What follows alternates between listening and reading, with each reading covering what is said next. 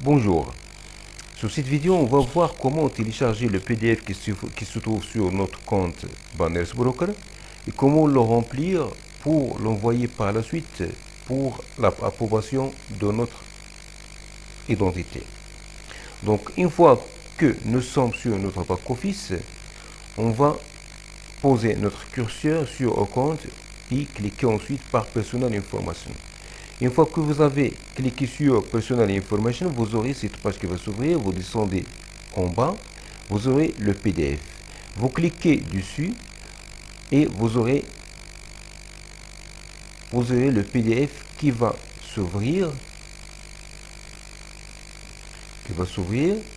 Vous n'avez qu'à le télécharger sur votre PC et l'imprimer par la suite pour le remplir à la main. Vous mettez ici sur First Name, vous mettez ici votre nom. Middle Name, c'est juste pour quelques pays qui utilisent un deuxième nom. Ils ont un triple nom, par exemple, quelques pays arabes comme l'Égypte ou bien quelques pays africains. Mais pour le cas de la France et du Maroc, je ne crois pas qu'il y a des gens qui ont un deuxième nom. Donc, vous laissez vide. Last name, vous mettez votre nom. Donc, ici, il faut mettre votre prénom. Ici, vous mettez votre nom. Ensuite, date of birth, vous mettez votre date de naissance. Vous commencez par le mois, puis le jour, puis l'année. Ici, vous mettez votre téléphone. Il ne faut pas oublier de mettre l'indicatif de votre pays. Ici, vous mettez votre adresse email avec laquelle vous vous êtes enregistré sur Banners Broker. Pour votre adresse, vous allez mettre l'adresse que vous avez utilisée quand vous vous êtes enregistré sur Banners Broker. Donc, vous mettez une adresse que vous pouvez justifier par la suite, soit par une facture d'électricité au dos qui porte bien sûr votre nom, votre prénom et la même adresse, ou toute autre facture officielle, ou tout simplement un relevé bancaire qui porte votre nom, votre prénom et la même adresse avec laquelle vous vous êtes enregistré sur Banners Broker. Il n'y a pas de souci si cette adresse-là que vous avez sur votre facture ou sur votre relevé bancaire est différente de celle que vous avez sur votre pièce d'identité. Parce que j'ai remarqué qu'il y a des membres qui s'inquiètent pour ceci. Donc, l'adresse avec laquelle vous allez vous enregistrer sur Banners Broker, il faut qu'il soit justifié par votre relevé bancaire, par exemple, ou votre facture. La seule condition, c'est que cette facture-là ou votre relevé bancaire ne doit pas dépasser 4 mois. Donc, il n'y a pas de souci si cette adresse est différente de celle que vous avez sur votre pièce d'identité.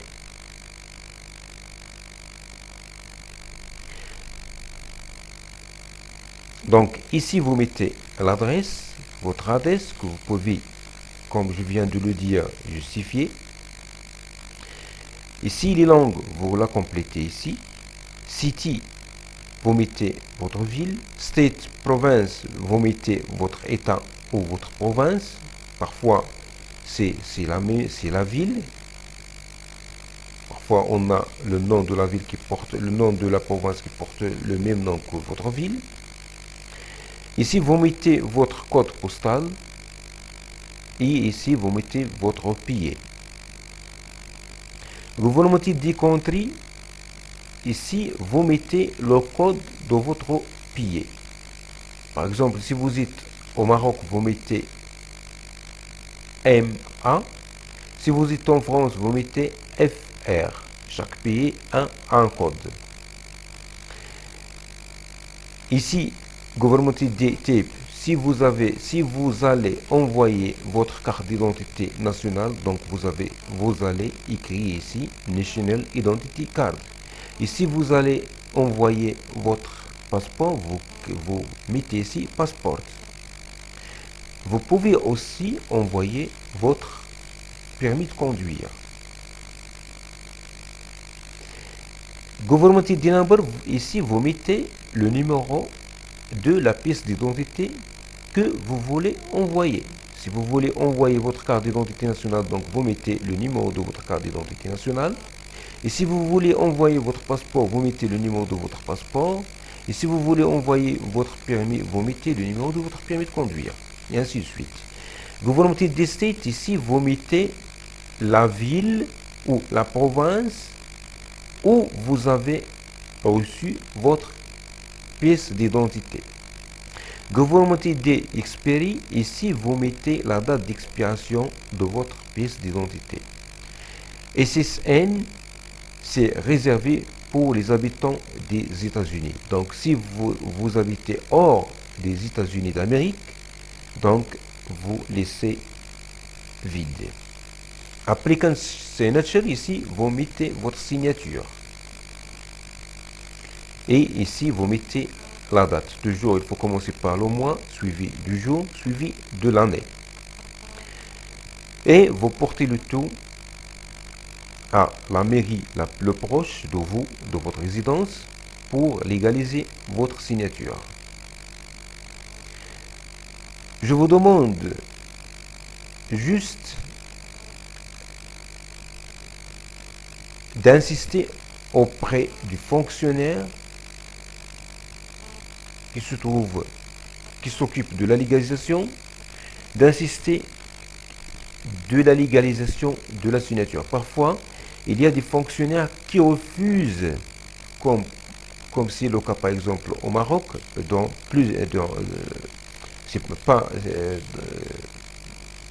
quelques cas, c'est pas général, je généralise pas.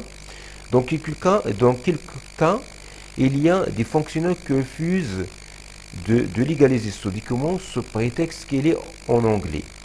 Donc vous lui demandez que vous désirez la légalisation de votre signature.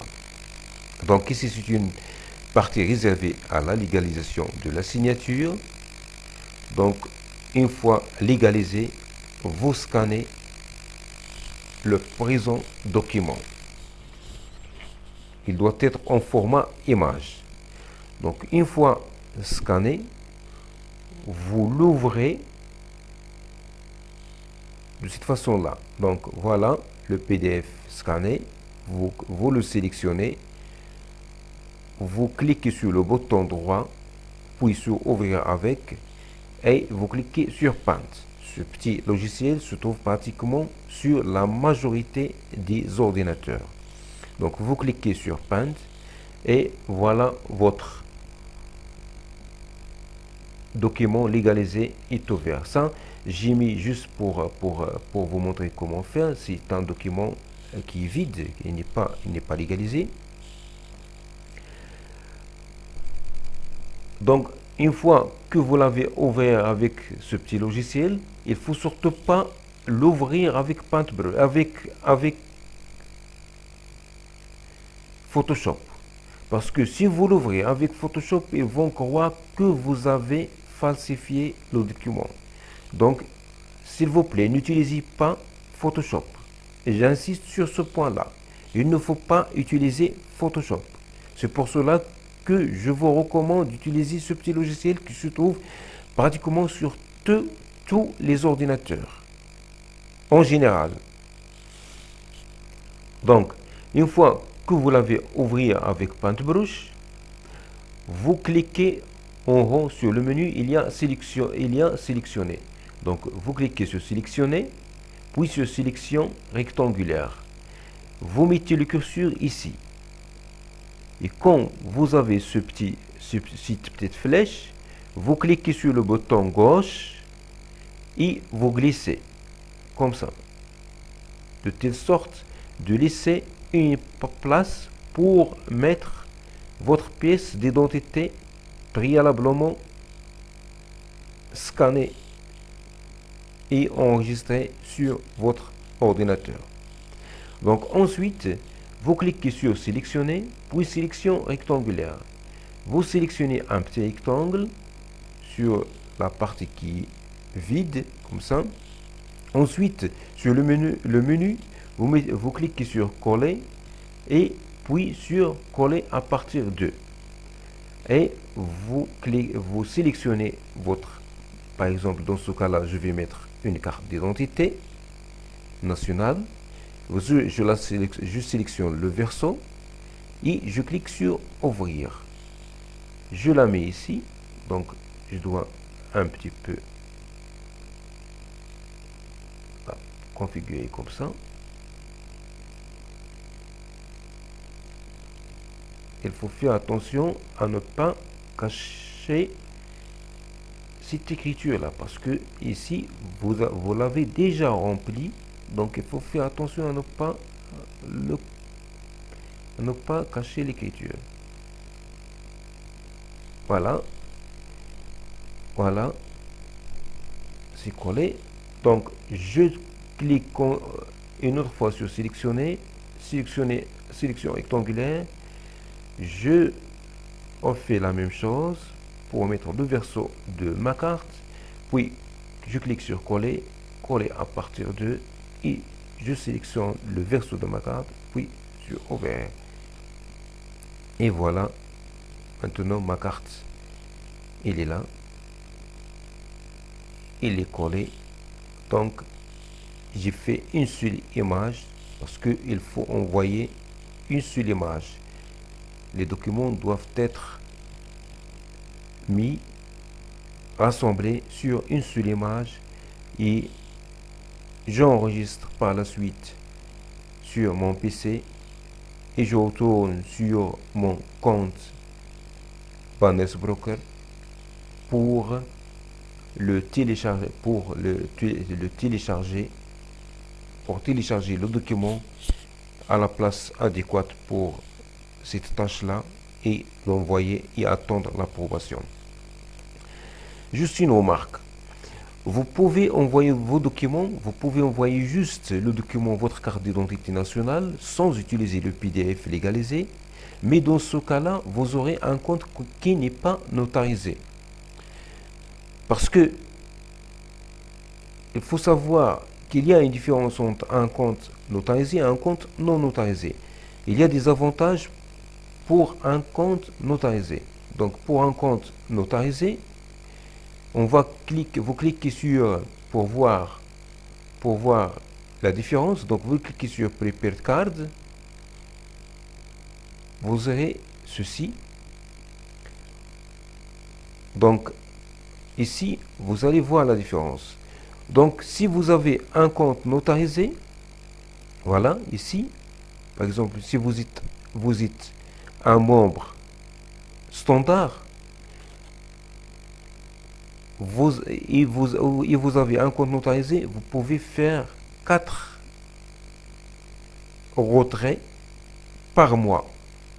Si vous n'avez pas de compte notarisé, c'est-à-dire vous n'avez pas envoyé le PDF, vous ne pouvez faire qu'un seul retrait par mois vers votre carte, avec un maximum de chaque retrait $625 si vous êtes membre standard.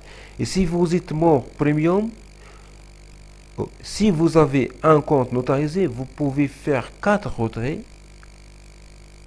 Et si vous n'êtes pas notarisé, vous ne pouvez faire qu'un seul retrait, avec un maximum de $2500. Donc, en étant membre notarisé, vous pouvez faire 4 retraits de $2500, ce qui vous fera $10 000 de retrait chaque mois.